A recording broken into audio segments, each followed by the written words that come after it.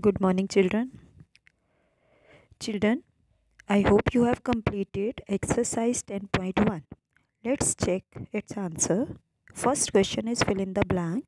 The center of a circle lies in the dash of the circle. Center lies always interior of the circle.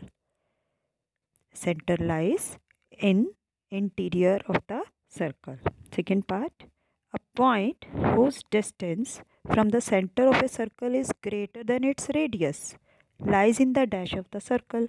So if point lies outside, then the distance from the center to that point is greater than radius.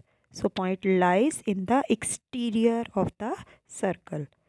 Third is the longest chord of a circle is, you know very well about it, diameter of the circle. Fourth is an arc is a dash when it ends are the ends of a diameter. So an arc is a dash when its ends are the ends of diameter. So we have to give the name of arc. So arc is a semicircle when its ends are ends of a diameter. Fifth is segment of a circle is the region between an arc and dash of the circle. So segment is the region between arc and chord of the circle. Sixth is a circle divides the plane on which it lies in dash parts. So circle divides the plane in three parts. One is interior, one is exterior, and other is on the circle. Second question, write true or false.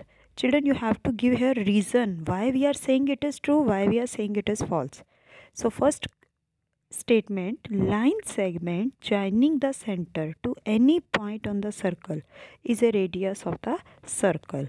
So this is absolutely true because line joining center to any point on the circle is the radius, because all points on the circle are equidistant from the center of the circle, and this equal distance is called radius of the circle.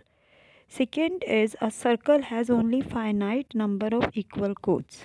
This is false. Circle has infinite number of chords, because in circle you can take many points and many points can be joined. When you join many points, you get many chords. So this statement is false.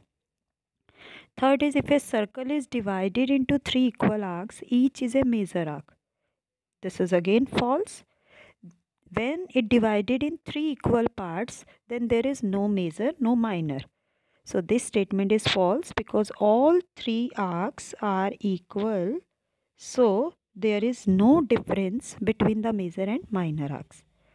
Next is a chord of a circle which is twice as long as its radius is diameter of the circle. So this is true. Diameter is always double of radius. This is the definition of diameter.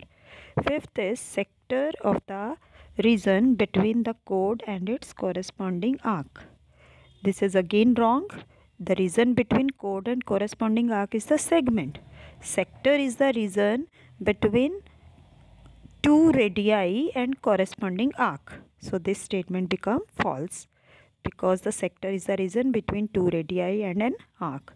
Sixth is circle is a plane figure. This is true because circle is two-dimensional figure and it can also be referred as a plane figure.